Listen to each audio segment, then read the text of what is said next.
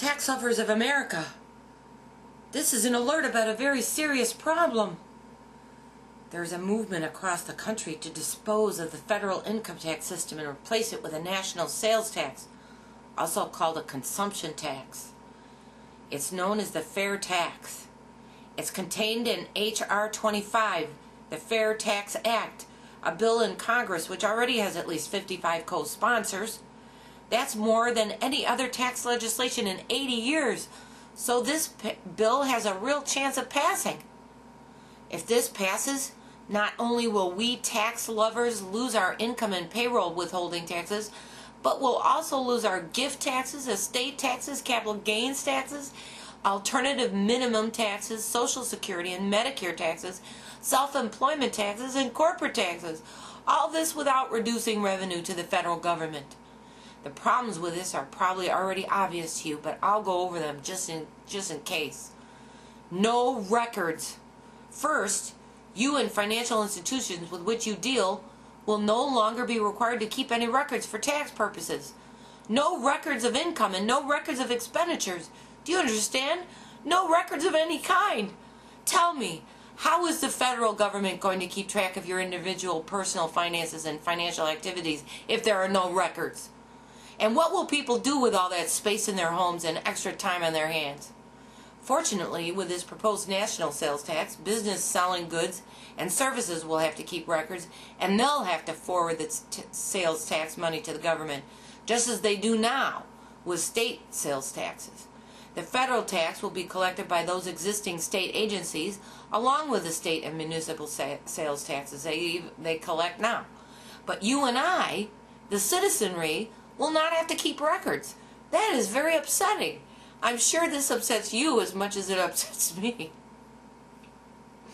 And it doesn't stop there. Under this new sales tax, people won't be required to file an income tax return. No records, no tax records, no April 15th deadline, no providing government with potentially self-incriminating information, no dealing with the IRS. The IRS will have to audit collections of the fair tax by the states, but that is small consolation. This is un-American. I weep for this country. Trashing the 16th Amendment. In fact, the 16th Amendment to our United States Constitution, added in 1913, which authorized the government to collect income tax from citizens for the first time, will be repealed. That means it will be gone from the Constitution, just as Prohibition is now gone. We let them repeal Prohibition. Are we now going to allow them to repeal our income tax? With an income tax, a portion of your income goes directly to the government before you have a chance to possess it, much less spend it. Then the government spends it for you. What a beautiful system. Why would anyone want to change it? With a consumption tax, you get all the money you earn, minus any state income taxes or company health care or investment plan deductions. This will increase take-home pay by 40%. The only way you will be allowed to pay federal income tax is by buying things. And here's where it gets insidious. If you don't buy a lot of things, you'll pay less taxes. This drives me crazy. The pain. It gets worse. Used items are not taxed, so anyone who buys clothes, furniture, appliances, cars won't even be able to pay taxes on those purchases. Favoring the rich. If we only pay taxes when we buy new things, who do you suppose will end up paying the most tax? Right, rich people. What will happen to all those great tax shelters, foundations, accountancy tricks, and thousands of loopholes rich people use to avoid paying taxes? They'll become useless. The entire tax code will disappear. There will be no legal way for rich, because they're not going to stop buying things.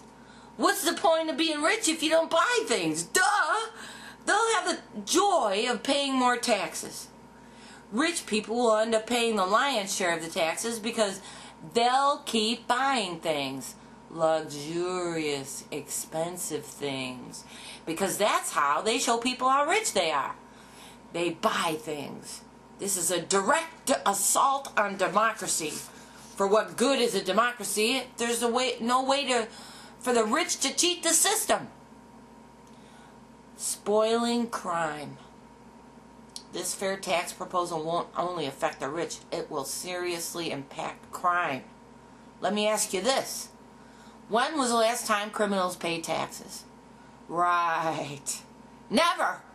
Criminals don't pay taxes, income or otherwise, because the enterprises they're making their income from are illegal and have to remain hidden. Criminals don't file an IRS tax return saying they made X million dollars from drug sales. Tony Soprano doesn't file an income tax return just so they could pay taxes on the money they make. They would end up in jail. So they have to forego the joy of paying taxes. That's discrimination again. Remember, only honest people pay income tax. It's a right and a privilege reserved for honest, hardworking Americans.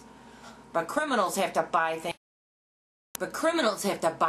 With their ill-gotten gains. Under the Fair Tax Consumption Tax Plan, criminals will pay taxes like everyone else. That's a great privilege. Why should we do that for them? Can you imagine what that would do to their bottom line? From zero taxes to a sales tax on everything they buy, suddenly they'll be paying their share of the support of the country. They'll be helping fund the very law enforcement agencies that are there to put them behind bars. Now, you may wonder what's wrong with that. I will tell you. Organized crime and all criminals are a precious part of our national heritage. Imagine life without the Godfather series of motion pictures, or Goodfellas, The Sopranos, and Married to the Mob. There's a whole criminal culture here, and part of its appeal is that criminals get a free ride. Destroy that free ride and we will lose our culture.